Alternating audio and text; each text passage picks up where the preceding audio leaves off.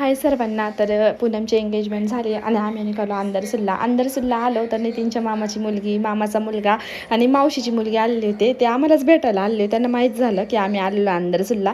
ते यात्रेसाठी आलेले होते, कारण की दुसऱ्या दिवशी यात्रा होती ना शिवरात्रीची, त्यामुळे आले ते. आणि मग भेटलं वगैरे आणि आलो आईचा नवीन बंगला दाखवायला, कारण की प्रत्येकाची इच्छा होती नवीन घर बांधले म्हटल्यावर बघायची कसं बांधलंय, काय बांधलंय. आणि बरंचसं काम होत आलंय आता. म्हटलं चला तुमच्याशी थोडंफार अजून शेअर केलेलं नाही मी पूर्ण व्हिडिओ, तो पण करेल मी नक्कीच नेक्स्ट, म्हणजे असं जेव्हा वास्तुशांती वगैरे असेल तेव्हा तुम्हाला मी लॉंग व्हिडिओ टाकायला सांगितलंच आहे.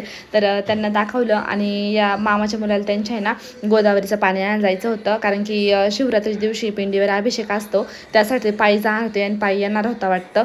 तर त्यासाठी जाणार होता. आणि तो पण ते बघितलं वगैरे घर, आणि हे चेअर वगैरे मोडून ठेवलेली कलर देणाऱ्यांनी. आणि आईने ते बघितलं आणि आई बोलत होती की कशासाठी येता आणि काय करता, त्यांचं चाललेलं ते. आणि ते गेले निघून. आणि आम्ही पण आलो कोपरगावला प्रेमला सायकल घ्यायला, कारण की त्याचं खूप दिवसापासून चाललेलं मला बाईक घेऊन दे, पण बाईक म्हटलं थोड्या दिवसानंतर घेऊ, थोडा मोठा झाल्यावर.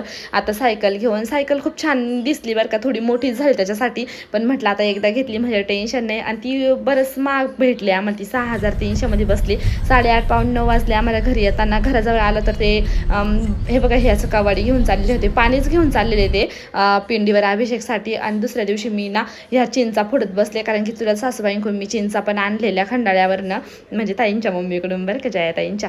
तर त्या फोडून वगैरे ठेवल्या मी. आणि 5 वाजले आम्हाला शिवरात्रीच्या यात्रेमध्ये जायला. मी सकाळपासून किरण भाऊला म्हणत होते की चल बाबा दर्शन करून येऊ, वंशू आपले का. तो बोला की सकाळी खूप गर्दी राहील, दुपारी खूप ऊन आहे, आता नको जायला, संध्याकाळी जाऊ. आणि 5 वाजता गेलो तर एवढी सगळी गर्दी होती ना, ती गर्दी बघूनच मला झालं आता दर्शन होतं की नाही होतं.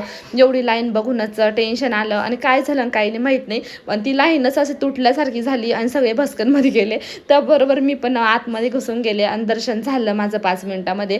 ते झालं. यात्रेच्या ठिकाणी गेलो आणि तिथं बऱ्याचशा खेळण्या होत्या, पण माझी बिलकुल हिंमत होईना प्रेमला वरती सोडायची, कारण की पोरं इतकी जोरात चढायचे वरती असं खाली यायचे ना. म्हटलं उगाच फ्रॅक्चर व्हायचा, कारण की त्याचं फंक्शन होतं स्कूलमध्ये, डान्स होता. म्हटलं ते सगळंच जाईल, कारण की मॅमने सांगितलेलं होतं की मंडेला मला तो पाहिजेच स्कूलमध्ये.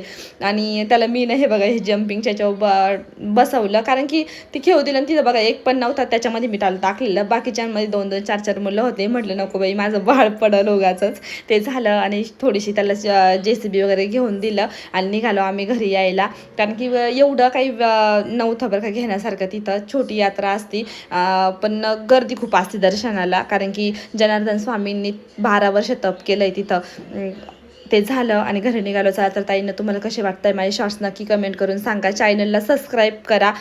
तर भेटूया नेक्स्ट शॉर्ट्समध्ये. तोपर्यंत बाय. श्री स्वामी.